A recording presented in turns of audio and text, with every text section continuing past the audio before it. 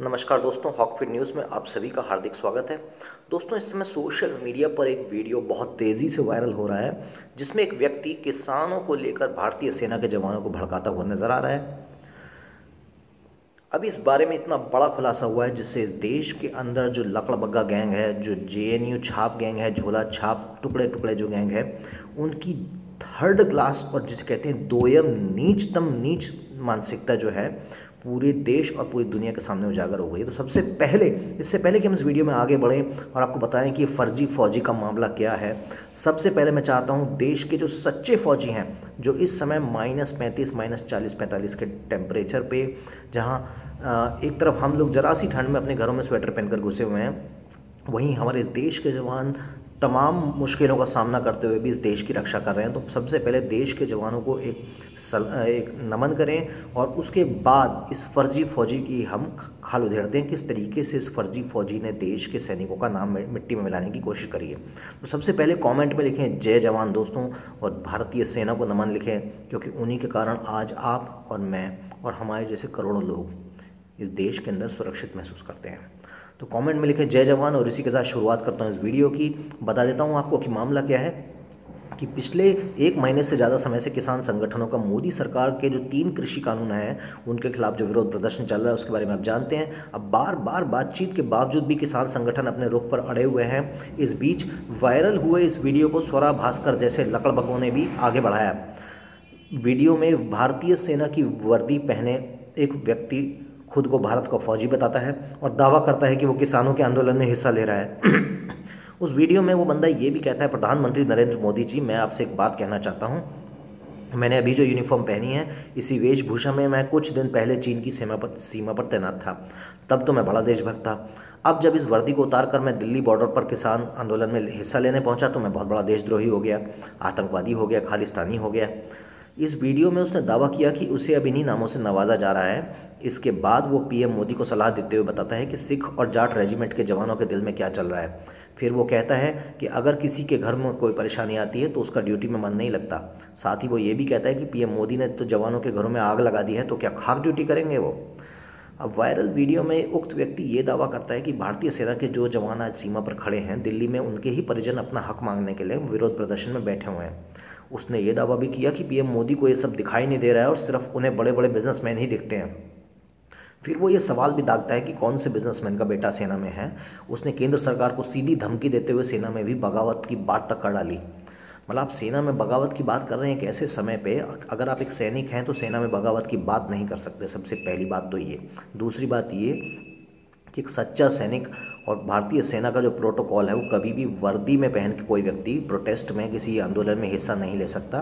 तो अगर आप एक सैनिक हैं तो आपने वर्दी पहन के आंदोलन में हिस्सा लिया है तो आपको जॉब से ही डिसमिस कर दिया जाएगा, क्योंकि ये सेना का प्रोटोकॉल है।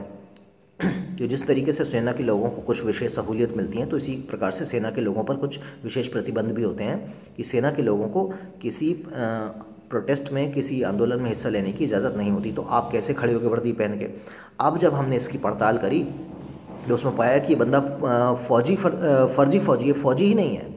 अब आपको ये भी बताते हैं कि इन्होंने किस तरीके की बातें करी। इन्होंने ये वीडियो में ये बात भी पूछी कि आज जो किसान धरने पर बैठे हुए, अगर उनके बेटे सीमा से वापस लौट आए, उनके लिए लड़ने लगें, तो क्या पीएम मोदी पाकिस्तान और चीन की फौज लाकर उनका मुकाबला करेंगे। अभिनेत्री स्वरा भास्कर ने इस वीडियो को आगे बढ़ाते हुए लिखा, कुछ सीधी बातें। इसी तरह किसान आंदोलन का समर्थन कर रहे अन्य लोगों ने भी इसे लेकर दावा किया कि भारतीय सेना अब मोदी सरकार के खिलाफ हो गई है। अब आपको बताते हैं कि इस वीडियो की सच्चाई क्या है। असल में ये व्यक्ति ना तो भारतीय सेना का जवान है, ना ही किन्हीं सशस्त्र बलों से इनका कोई संबंध है। असल में ये पंजाब का एक गायक और अभिनेता है जिसका नाम गोल्डी मनीपुरिया है। ना तो ये किसान है, ना ही ये जवान। ये एक पंजाबी कलाकार है। वो इंस्टाग्राम, फेसबुक और यूट्यूब पर नचनिया की तरह नाचता रहता है, अच्छा खासा सक्रिय रहता है और अपने गाने अपलोड करता रहता है। और 2 दिन बाद वर्दी पहन के अपने आप को फौजी बताने लगा। शर्म आनी चाहिए। आप केवल आपने जो झूठ है ये पगड़ी पहनकर बोला है, ये बहुत गलत बात है। गलत, आप सिख समाज को बदनाम करने की कोशिश कर रहे हैं। मतलब आप जैसे लोग सिख समाज का जो भारतीय समाज के प्रति जो उनका जो भी योगदान है, आप उस योगदान को कमतर करके आंकने की कोशिश कर रहे हैं इस तरीके की छोटी हरकत करके।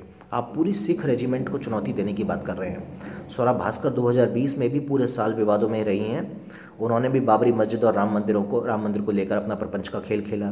कभी वो ट्वीट में ये लिखती हैं दिसंबर 6 को कि चाहे कितनी लीपापोती कर लो भगवान का घर, किसी के भी भगवान का घर तोड़ना पाप होता है। उन्होंने इस सब के बावजूद ये भी लिखा कि जब सदियों से हिंदुओं के ही मंदिर तोड़े जाते रहते हैं, तब उन्होंने ये बात बोली है। मतलब इस तरीके की बात करते हैं। एक सिंगर फौज की वर्दी पहन के ये कहता है कि मैं फौजी हूँ, मैं चीन की बॉर्डर पे खड़ा था। मतलब आपको शर्म आनी चाहिए, आप किस तरीके की बातें कर रहे हैं। आप फौजियों का मनोबल गिराने की कोशिश कर रहे हैं, लेकिन इस देश के फौजी इतने कमज़ोर नहीं हैं कि आप जैसे सड़क छाप नचनियों के लिए अपना मनोबल तोड़ दें। फौज के लोगों को भली भांति पता है कि फौज का प्रोटोकॉल क्या है, और आप अपने आप को जाट रेजिमेंट का और सिख रेजिमेंट का, समस्त सिख समुदाय का प्रतिनिधि मानते हैं क्या? 2 पैसे के चवन्नी चोर सिंगर की इतनी हैसियत हो गई कि वो अपने आप को वर्दी पहनकर इस देश का फौजी बताने लगा। आप फौजियों के बलिदान का मजाक उड़ा रहे हैं। शर्म आनी चाहिए इस देश के अंदर। जो लोग देश की में आज़ादी की, जिसे कहते हैं अपनी अभिव्यक्ति की आज़ादी की जो डिमांड करने वाले जो तथाकथित लकड़बग्गे गैंग हैं, जो देश कहते हैं भारत तेरे टुकड़े होंगे, आप एक फौजी की वर्दी पहनकर उस टुकड़े टुकड़े गैंग का समर्थन कर रहे हैं। ये बात किससे छुपी है कि किसान आंदोलन के जो मुख्य नेता हैं वो, कभी आपने किसान मोटी तोंद वाला नहीं देखा होगा। मोटी तोंद वाले घर में बैठते हैं।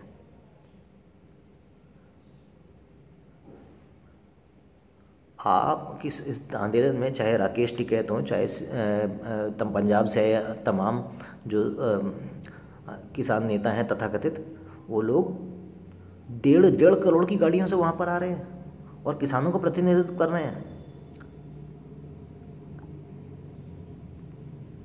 मतलब गरीबों की आवाज़ उठाने के लिए भी इस तरीके के धन्ना सेठ रईस जो है, और ये कह रहे हैं कि हम किसानों के हक़ की लड़ाई लड़ रहे हैं। किसानों के हक़ के पैसे तुमने खाए हैं, इस बात को भली भांति जानते हो। क्योंकि दोस्तों आज आपको एक बात बता देता हूँ, जब सरकार की तरफ से एग्रीकल्चर इंडस्ट्री को जो सब्सिडीज़ मिलती हैं, उसको बड़ी बड़ी एग्रीकल्चर कंपनियों के जो मालिक होते हैं, इस तरीके के जो तथाकथित किसान नेता होते हैं, यही चट कर जाते हैं, और जो गरीब किसान हैं उन तक ये सब्सिडीज़ पहुँचती भी नहीं हैं।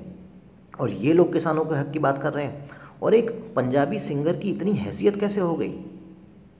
2 कौड़ी के पंजाबी सिंगर जो है आके वर्दी पहन के भारतीय सेना की ये बोल रहे हैं कि भारतीय सेना में बगावत हो सकती है, और स्वरा भास्कर उसको रीट्वीट कर रही हैं। चलो स्वरा भास्कर तो है ही जो है तो बॉलीवुड के दलालों की एजेंट हैं, लेकिन कम से कम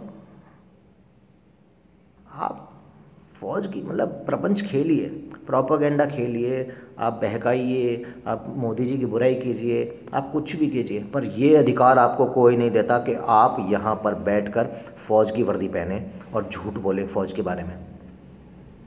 आप कह रहे हैं आप चीन के बॉर्डर पे थे, आपकी हिम्मत है? आप 10 सेकंड वहाँ नहीं खड़े हो पाएंगे, इतनी ठंड है वहाँ पर। मैं खुद आर्मी बैकग्राउंड से हूँ। मेरे दादाजी ने तकरीबन 1 साल से भी ज़्यादा समय सियाचिन ग्लेशियर में बिताया।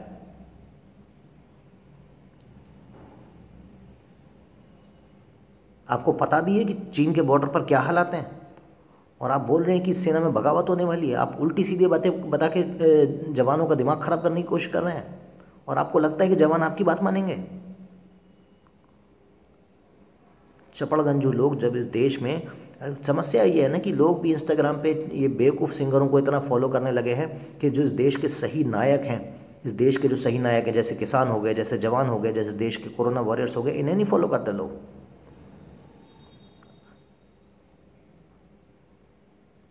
इसी को कहते हैं घोर कलयुग। दोस्तों अगर आपको मेरी ये वीडियो और मेरे बात बताने का अंदाज़ आपको ज़रा सा भी पसंद आया हो तो हमारे चैनल को सब्सक्राइब जरूर करें, बेल आइकन जरूर दबाएं, और हमारे साथ देशभक्ति की इस मुहिम में जुड़े रहें। जय हिंद, जय जवान, जय किसान।